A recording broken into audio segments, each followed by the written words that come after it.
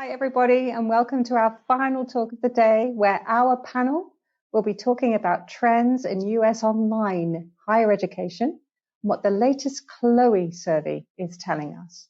And it is my absolute pleasure to introduce Richard Garrett, Chief Research Officer at EduVentures, Dr. Bethany Samanich, Co-Director of the Chloe Project and Vice President of Innovation and Research at Quality Matters, and Eric Frederickson, Associate Vice President for Online Learning and Professor in Educational Leadership at the University of Rochester. Welcome, everybody. Good to have you here. Good to be here. Thank you so much, Carolyn, and welcome to everybody that's joining us today. We are going to be talking about trends in online higher ed in the United States, and specifically about the Chloe 8 report. For those of you that aren't familiar with Chloe, Chloe stands for the Changing Landscape of Online Education, and it's a unique report in online higher ed because it surveys the chief online learning officers across U.S. higher ed institutions.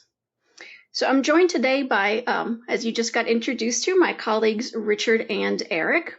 And we would also like to begin by thanking our sponsors. So Chloe is made possible not just by the chief online learning officers that fill out the survey, but also by our sponsors. Our returning platinum sponsor, iDesign, our gold sponsors for Chloe 8, Archer Education and Jove, and also our affiliate sponsors, Online Learning Consortium and EDUCAUSE. And I'd also like to add that EDUCAUSE is joining as an organizational partner for Chloe 9, which we're working on now. I'm now going to turn it over to Richard, and he can tell you a little bit about our sample. Thanks, Bethany. So, Chloe has been going now for almost a decade. And as Bethany said, our focus is Chief Online Learning Officers or online leaders by whatever job title in US colleges and universities. And this year for Chloe 8, our most recent sample, the survey was conducted last year in 2023. We received responses from 317 different institutions. And what you see on this slide is a breakdown of that sample, first by sector on the left, and then by scale of online enrollment on the right. And I'll explain what these mean, particularly for those in the audience who are not from the United States. So sector in the United States refers to public institutions versus private institutions versus for-profit institutions, and between 2-year institutions and 4-year institutions. So 2-year offering primarily the associate's degree and 4-year primarily offering the bachelor's degree at undergraduate level. And you can see that the sample breaks down in a number of ways. By institution, we have a nice mix of public 2-year, public 4-year, and private 4-year. And for-profit institutions. That's the national breakdown. And then in terms of total enrollment, you can see public 4-year institutions much more significant. And in terms of online enrollment, courses and programs, also public 4-year schools much more significant. But then fully online enrollment in the US breaks down as follows. So public 2-year schools have about a third of the market, a little bit higher than their share of total enrollment. Public 4-year is a little bit lower than their share of total enrollment. Private 4-year is about the same, and for-profits is a little bit higher than their share of total enrollment. Now, the Chloe 8 sample, public 2-year, a little bit lower, but otherwise pretty much representative of that sector. Public 4-year, right in line with their share of fully online enrollment. And then private 4-year, overrepresented, which is consistent with the greater number of private 4-year institutions in the country. And then for-profit schools a little bit underrepresented. So overall, Chloe, yet again, is a nice cross-section of U.S. higher education and U.S. online higher education. Then on the right, online enrollment. What proportion of our sample are very large online schools that we've defined as those having 7,500 or more fully or partly online students versus mid-sized between 1,000 and 7,500, and then small with fewer than 1,000 fully or partly online students. And again, we're contrasting how that breaks down in the sample versus nationally. And you can see that there's a nice breakdown, whether we're counting in terms of fully online students or partly online students or the combination. We have a nice mix of large, mid-size, and smaller institutions. Now, with that context set, I'm going to kick off with our first section.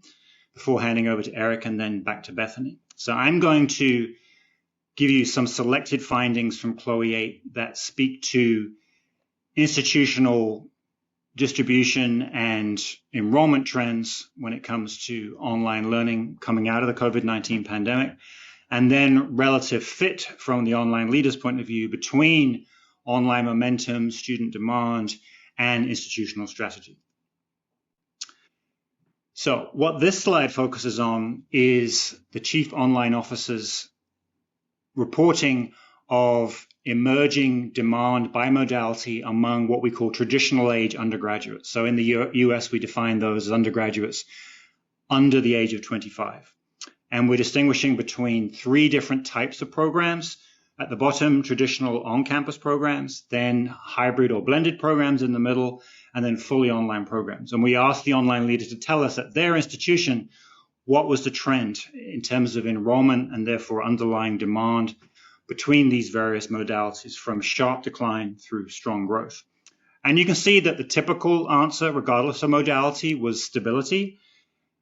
The US coming out of COVID, a lot of uncertainty, a lot of unpredictability. We have low unemployment in the US.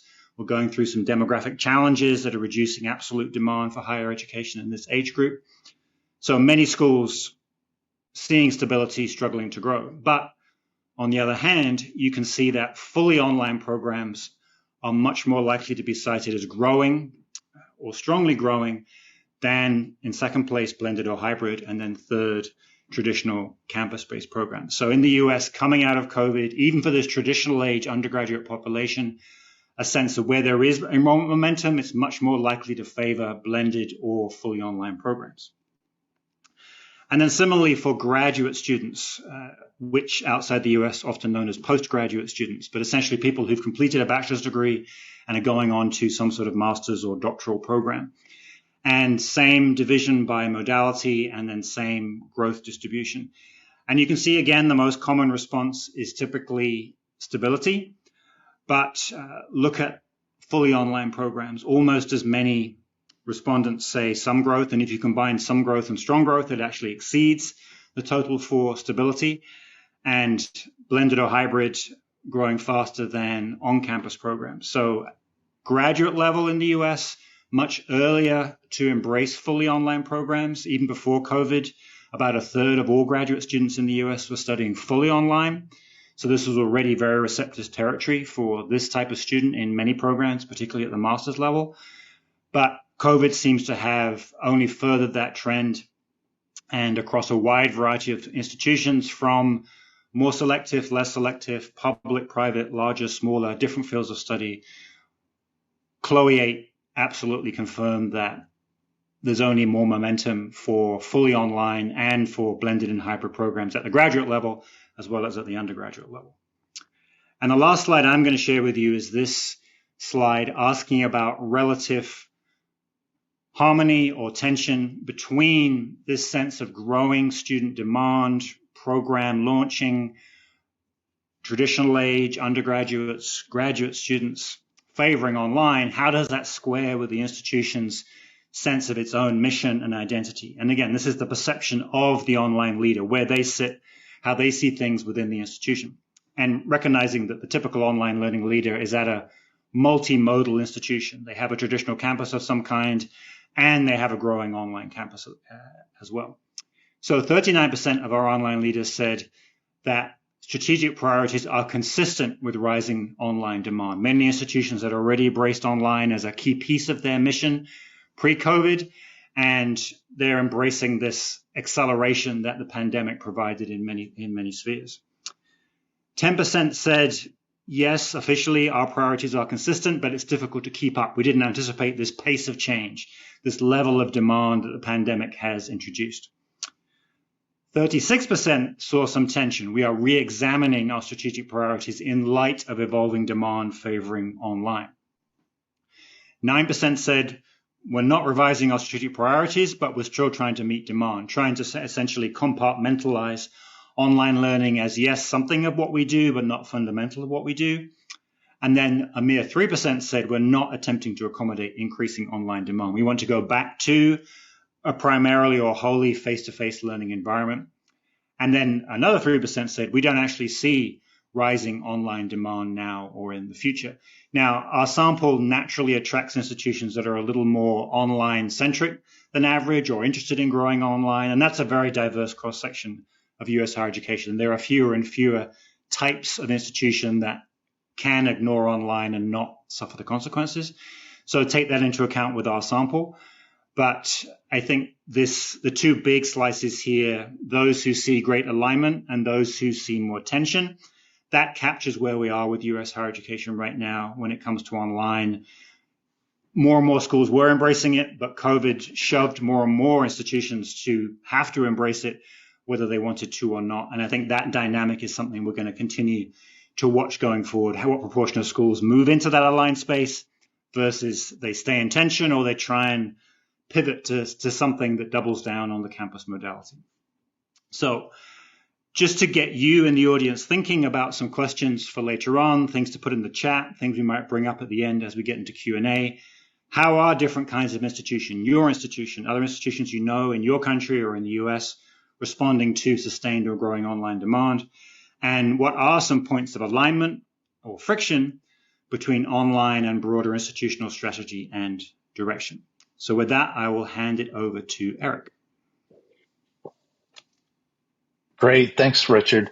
I'm excited to spend some time to share with all of you what we learned through CLOE 8 as it relates to faculty, some faculty topics and some student topics in the student experience. So I'm going to start with talking about faculty training requirements. So in CLOE 8, we asked COLOs about faculty readiness for teaching online. And I would add, this is a trend question, which is something we do in CLOE.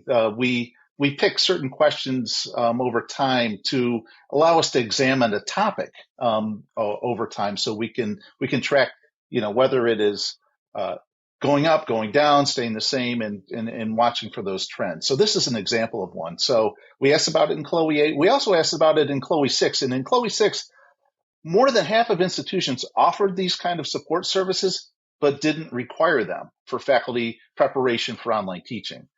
In CLOE 7, again, we asked about this, and we saw some similar levels with less than half of the chief online learning officers noting that their institution only less than half required professional development for online teaching for all of their faculty.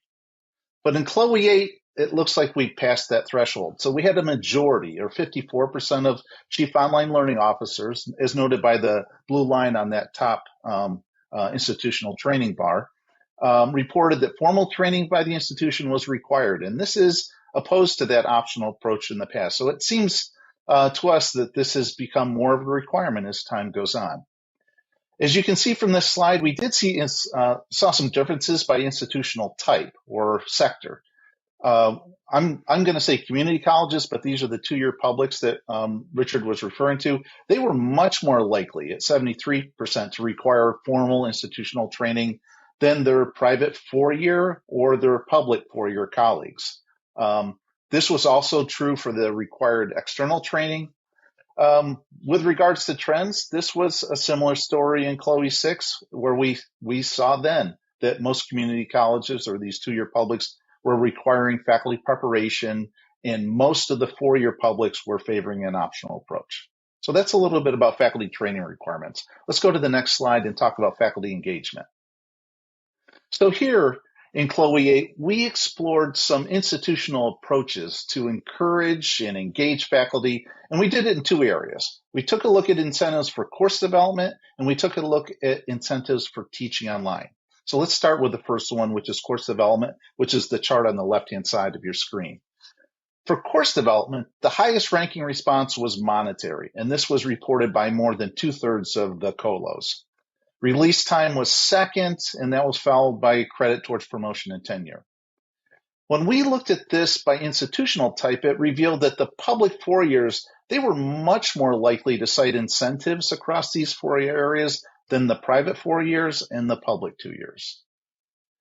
Institutions, when we broke it down by the online enrollment dimensions that Richard described, the institutions with the most online enrollments tended to provide more faculty incentives for course development. So probably not a surprise there.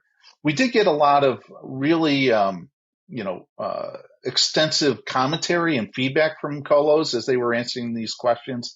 And that gave us a rich set of approaches that institutions are using. They talked about a variety of practices from connecting incentives to course development for online teaching, or payments for sharing intellectual property, or even differences across faculty ranks. So we got a lot of interesting details as it relates to course development incentives.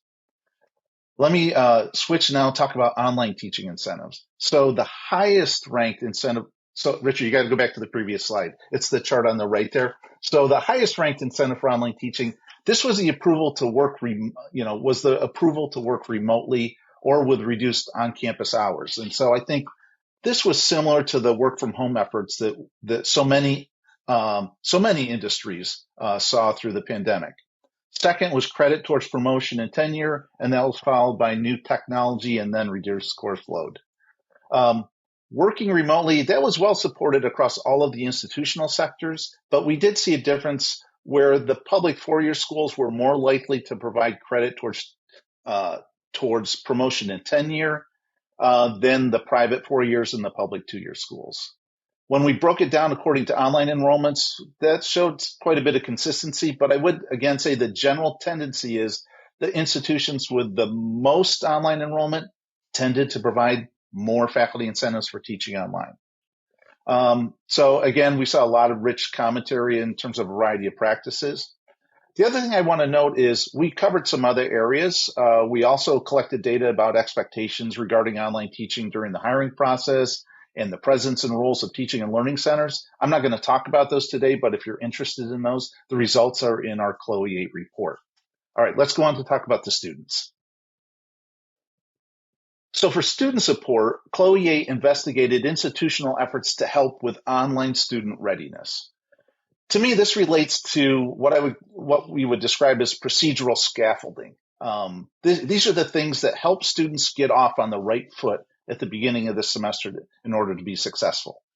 So specifically, colos were asked about approaches to online student orientation and whether they did this through a standalone workshop or a course, and again, whether that could be facilitated or self-paced, or some type of online orientation module that is inserted into other courses. And again, that still could be facilitated or self-paced. We highlighted this in CLOE 7, and we saw that most colleges and universities provided something, but few institutions made it a requirement. And CLOE 8 shares a similar view, with a few required offerings, but most of them optional is the more likely approach. All right, let's go to the last slide here. For students. So CLOE 8 also explored 4 categories of online student services and whether these services were either fully developed and needed development or not offered at all. Online technology support, that's the most fully developed. And to us, that made a lot of sense because the LMS and all the other technologies that had been used for decades and had been necessary before the pandemic, they were already there. Online academic services, they were second on the list. Online mental health services ranked third. And I would note here that this was another area that was highlighted in the previous CLOE 7 study. And we had 37% of institutions that year sharing that it was an area of growth for the year. Online community building had the smallest group of services fully developed at 9%, but it also had the highest area for further development. With respect to online academic services, the only note I want to make about any sector differences was that we did see that 2-year schools, these 2-year public schools, they were more likely to have fully developed services as compared to the public and private 4-year counterparts.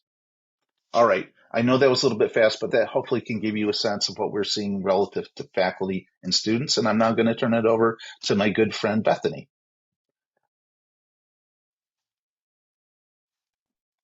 Oh, I did. I'm sorry, Bethany. I should have said that we did have a couple questions for you to maybe mull over or think about as we're going through this. Is to think about, does your institution provide incentives for faculty to develop courses, to teach online? Do you do anything in terms of requiring training? And what do you do relative to student support services? So now I'll turn it over to you, Bethany.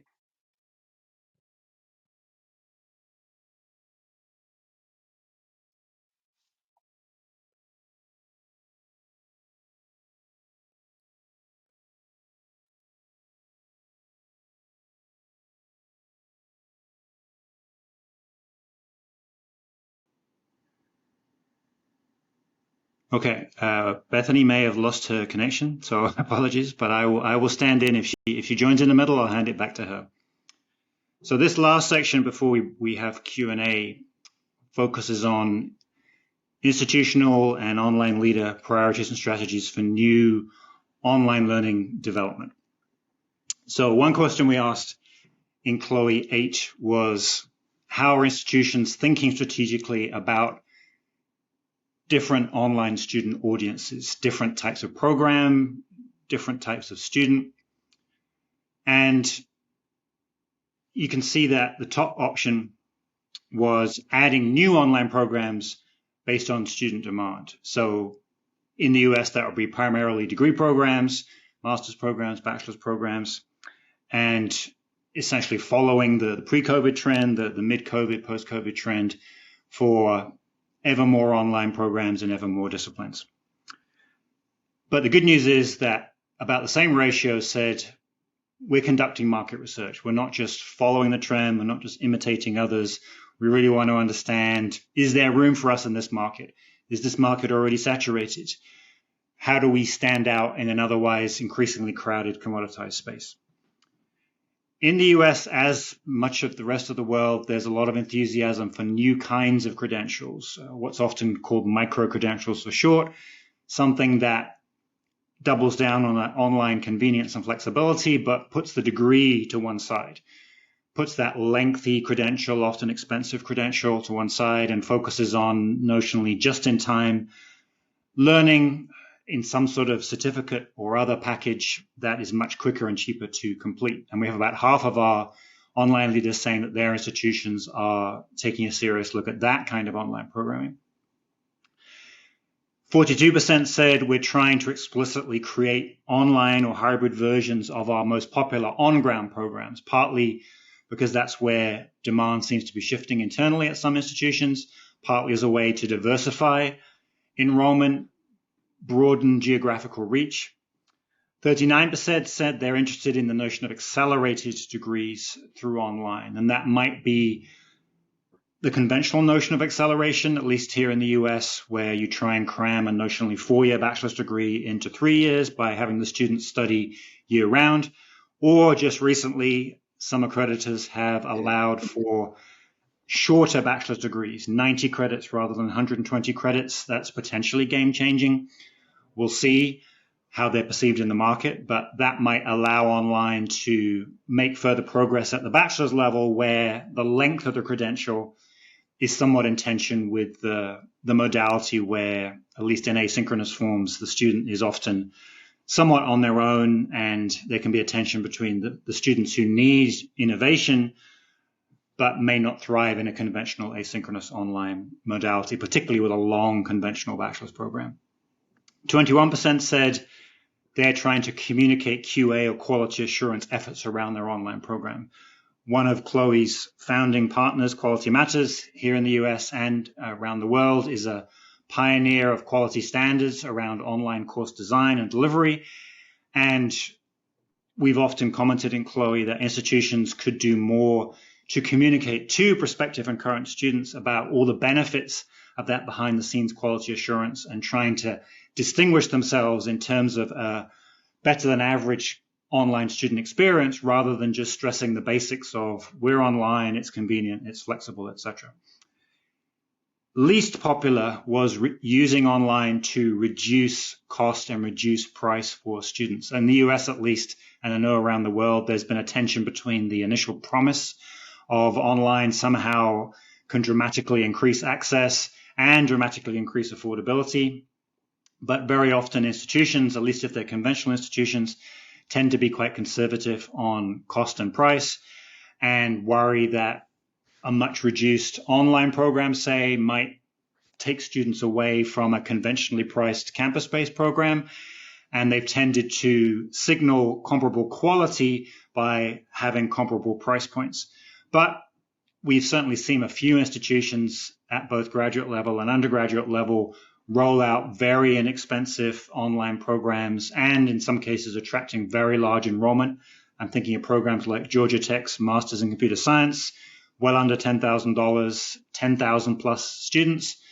and University of Illinois Urbana-Champaign's IMBA, which is similarly very inexpensive and has grown to a few thousand students, taking what were high quality, prestigious, but otherwise modest enrollment programs to suddenly being high quality, but market dominant programs. And we'll see whether that starts to emerge as a stronger trend.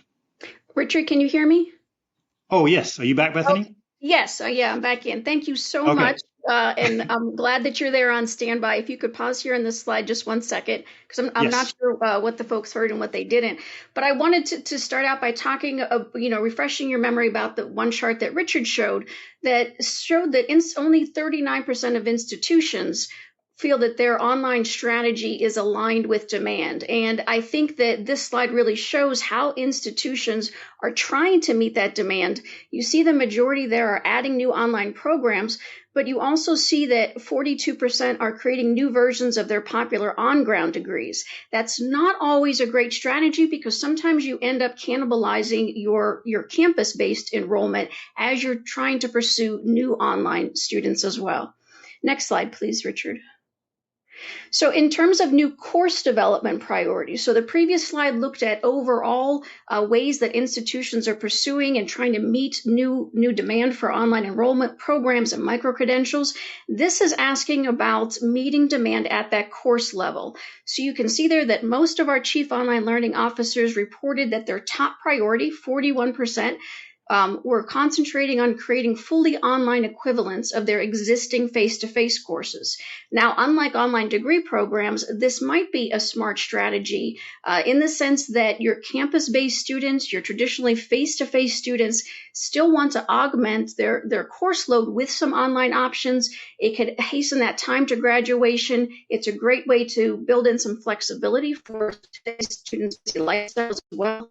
When that second priority column there, so the one in the orange, you can see there's a number of competing priorities in terms of that second place. So about 1/4 of our chief online officers said fully online equivalent to face courses.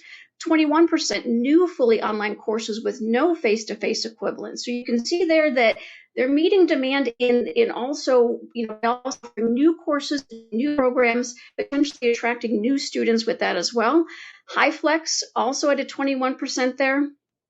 And then hybrid equivalents of existing face-to-face courses came in at 23%. Next slide, please, Richard. And then lastly, we wanted to talk a little bit about quality assurance. So Richard mentioned this as well when he went over the previous slide. And we try to ask institutions, what are the various ways that you're practicing quality assurance? And also, are you communicating that out to students? So a lot of times we may, concentrate quality assurance in terms of online course design and having quality standards for the design of our courses, but it's also much more expansive than that. We asked whether or not they have a commitment to reliable technology support, for example, for online students, quality online teaching, that comes in that third one with quality assurance benchmarks, and then quality of online options for academic support, so things that are really focused on supporting online learners specifically. So you can see here that the majority of our institutions that responded to the survey said that they are practicing these measures of quality assurance. And it's, 60%, 50% are making sure that they are supporting their online learners. They're also supporting faculty with good online teaching and good online design. But in comparison, look at how many are communicating that out, whether it's to current students or future students. So not enough institutions, I think right now, are really using it to recruit students. Quality really can be a differentiating factor, especially when we consider previous one about how institutions are meeting new online demand. They are by and large spinning up new online degree programs, new online micro-credentials that inherently creates increased competition in the marketplace. So one way to differentiate your institution and that online degree program is to really talk to students about the quality that's embedded in that, both for the design and the teaching, but also in terms of specifically for online learner support. So very few of the reporting institutions 30% or less communicate out these quality assurance practices even to their current students. So we encourage you to think about ways to do that. And then you can see even fewer use it to recruit new online students. So that may be a missed opportunity there. Next slide, please, Richard. So these are the questions for this section that we'd love for you to reflect on. How is your institution pursuing new online students? And is that primary focus creating new online courses and programs, or having those online counterparts to maybe successful programs or those popular courses that are campus-based? And then also, in an increasingly competitive market, how are you differentiating your online programs and pursuing new markets? If you're not talking about the quality of the program, if you're not talking about the quality of the teaching faculty, and if you're not talking about how you are going to uniquely support online learners, how are you marketing those new online degree programs and even those new online courses? Next slide. So we do definitely have some time for questions. I do want to let you know, Chloe 9, we're working on it now, and that will be out in August 2024. I did put the link in the chat for where you can access and download, and they are publicly available and free, the Chloe 8 report as well as the previous Chloe reports, and that's also where you can download Chloe 9 when that's released in August. If you have any topic ideas for future reports or any feedback, after maybe you think about the presentation or some of the topics that we talked about today, please feel free to send us an email at research@qualitymatters.org.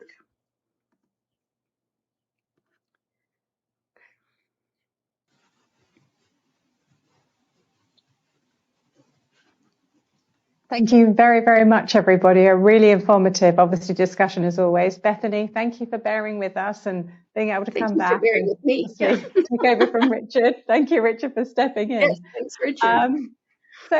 And Eric, also thank you for answering some of the questions live, which was really helpful as well. So I think it was a teaser that you actually put on there as opposed to an answer with regards to one of the questions, which I'll just go over, but I appreciate the teaser is, I think, wait for Chloe 9, which is what we're hearing. But Veronica said, do any of you believe that AI hasn't had an impact on schools adding more online options, or will it in the future? So if there's any headline maybe as a teaser for Chloe 9, we might want it positive or negative. That could be enough, basically, to keep us intrigued. Well, I mean, I can give my opinion. So I think institutions are unsure what move to make. So right now, I don't think AI and its applications in online higher ed have matured to the point that it somehow transformed what the online student experience is. There are some institutions, such as Arizona State University in the US, that are actively partnering with OpenAI, and even before ChatGPT came to prominence, were emphasizing an immersive simulated approach to learning. And insofar as AI is the kind of approach that can handle that many variables, and I think that augurs the possibility of going beyond the LMS-centric, asynchronous-centric version of online that certainly has its strengths, but also has its experiential weaknesses. But I think to expect it to have, we're at the hype stage right now, we're at the experiment stage right now, and we'll see in Chloe 9, we ask some specific questions about this topic. We'll see whether something more concrete is beginning to emerge. So I think it potentially is game-changing, but it's going to take a little while to cohere and get traction. Thank you so much. I'm not sure even that I would reduce the AI question to how is it going to impact online options. I think it's going to impact on campus and hybrid options as well. I think what a lot of what I'm hearing about AI now, that it can hasten the time for design, it could help with content development, and those are things that are usually specific to online learning, especially when you're developing that course and designing it in the LMS. Hearing a lot from teachers how it can also help in terms of feedback and grading, and I'm hearing more too that they're trying to incorporate guidance and mentoring to students, because this is the age that we live in, right? And most institutions, and I think this is some of the questions that we asked, most institutions are not denying students the ability to use AI or instructors, but they're talking more about how to use it wisely and judiciously. Okay, since Bethany and Richard offered something, I'm going to have to add something in here too, and that's Thank you, because Eric. Caroline, I'm definitely, the glass is half full kind of person. Okay, and so I would recognize that I'm sure at almost every institution around the world there are conversations going on with faculty and leaders of the institutions about what should be happening, could be happening here. We have them at my institution as well too. One area that I would like to say is some of these can be some complicated issues that relate to, and issues related to AI. One thing that we've tried to focus on here is the potential role that Gen AI can play in terms of being helpful and supportive to our faculty in some of the areas that Bethany was just talking about relative to design and development. So we've tried to think about it in terms of these tools can play that, what might be analogous to, a good colleague, and friend that's in the office next door that you could bounce ideas off of. And how can have you got some suggestions for how I might think about this instructional activity or this learning experience? And if you think about it from, through that kind of lens, Caroline, I think there's potential for it to really help faculty, do some great things that they're already doing, but maybe even do them a little bit better then too. So I'm an optimist about this. Yeah. Thank you. That's wonderful, everyone. Thanks very much for just giving a little bit more on that. Really appreciate it. And of course, we haven't even started on avatars, but we'll leave that one there for now. We've had a question from Jeru. How much of these new demands have to be met by novel, private, innovative ventures? So we're seeing a growth in demand for online programs. Are you seeing any kind of, novel, private, innovative ventures as opposed to academic organizations? Well, it's a mixture. So if you go back into the history of online higher ed in the US, it often was what we might think of as innovative private entities, what we call for-profit institutions, typically in the US, that did pioneer it, could see its possibilities at a time when many conventional institutions dismissed it, essentially. And those institutions did ride that wave, but then crashed and burned for various reasons, regulatory pushback, but also once mainstream institutions embraced online, the sense of us and them, or this is some sort of sidebar to mainstream higher ed, that boundary started to blur. So in the US, we have a whole mixture. We have a very diverse higher education system in the first place, rather than a majority, say, public state-directed system. And today, some of the biggest institutions are certainly private, but they tend to be nonprofit, like Southern New Hampshire University, Western Governors University, that have interesting histories. But Western Governors was certainly created as a new kind of entity, born online, competency-based, but it's 20 years old now. And yet it's come into its own. It's now getting up to a couple of 100,000 online students. So I think the US at the moment, you've got great variety of institutions embracing online, and there's always some interesting startups and so on. But at least from my point of view, I would say that we haven't seen a new wave of, aside from the Coursera's and edX's of the world, those kind of platforms, we haven't seen a sort of new kind of entity emerge that's really been anything other than a niche player. But I'm sure it will happen as online commoditizes, new versions emerge, new entities will arise to support that. So we're just at a particular stage, and I think we're at the mainstreaming stage now, but that will change as demand changes, technology changes. No, thank you very much. I was very interested in, Bethany, your observations around the use of obviously online courses for institutions who have chosen to potentially recreate subject topics that are online, that are in person. And of course, online can do so much more than that. It can unpack some of the technical elements of in person, and put that more on an online space, evolving advanced, strategic conversation within those in-person programs. So there's I know that was sort of happening in 2015, so it's interesting to see that that trend is still occurring now. So thank you for sharing that. We have one last question, actually, that we'll be able to fit in for you all. Sylvie asked whether we could explain the last slide a bit more, quality of online options for academic support.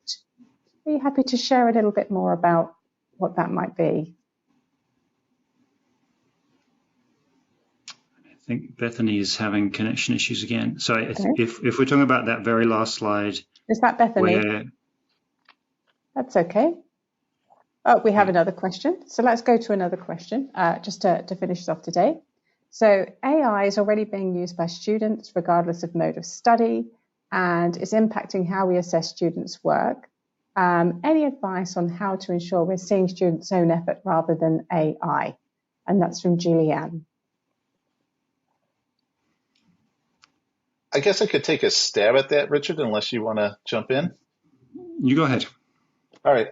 Only because we have, at our university, we do what every university does, which is we form lots of faculty committees and study and talk about these sorts of things. So we have, AI committees going on right now. I think where we've come back to on this front is starting with being explicit and offering clarity about what the position of that we're taking might be. So what I mean by that is, and we may break this down. So we're taking a look at setting up practices and maybe some policies related to the potential use or prohibition of using some Gen AI tools as it might relate to comprehensive exams for doctoral programs or helping someone write their dissertation. We do, sometimes we look through the lens of asking similar sorts of questions, removing the technology dimension of it, and ask the same question as if it were done, in person. And would we be okay with, if I'm writing my dissertation, would it be okay for Richard to help write sections of my dissertation for me?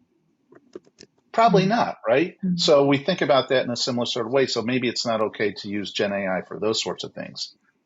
So we're looking at policies and practices related to, at one level there, but we still want to create opportunities for a lot of autonomy and academic freedom with faculty down to the course level. So individual faculty may take a look at, hey, it's going to be really important for students to get some exposure to AI tools in a given field or a specific field. So our graduate school business is very, very specifically including lots of AI activities and opportunities for students in their programs. So I think as I started to answer this question, I think it comes down to being explicit with and clarifying what's okay and what's not okay. And so that's what we're really trying to do at a course level and helping students know up front, it's okay to use it for this activity. It's not okay for this activity. And sometimes we're also adding, when you do use it, please acknowledge that you're using it and help us understand why you used it. So, sorry, that was Eric, a little long-winded, Carolyn, but that's kind of how Eric, we're looking at it. That was wonderful. And unfortunately, we are out of time. So thank you so much, Eric, Richard, Bethany. It's been a real pleasure to have you as our final panel. Thank you for a great discussion. It's been wonderful to have you with us. And we look forward to Chloe 9 with intrigue in regards to certainly the AI section, and that's where I'll be turning to first. So thank you so much, everyone, and wonderful reactions obviously coming up now from everyone who's joined us today. Thank you. Thank you, Carolyn. Thank you. So everybody, we have come to the end of Online 2024 this year. It's been wonderful to spend this time with you. Thank you so very much for all the great questions. I would like to say a few thank yous. Thank you to all the speakers. If you have missed a session, there have been questions about whether the recordings will be available from today's event. They should be now accessible in the Agenda tab until next Thursday, May the 9th.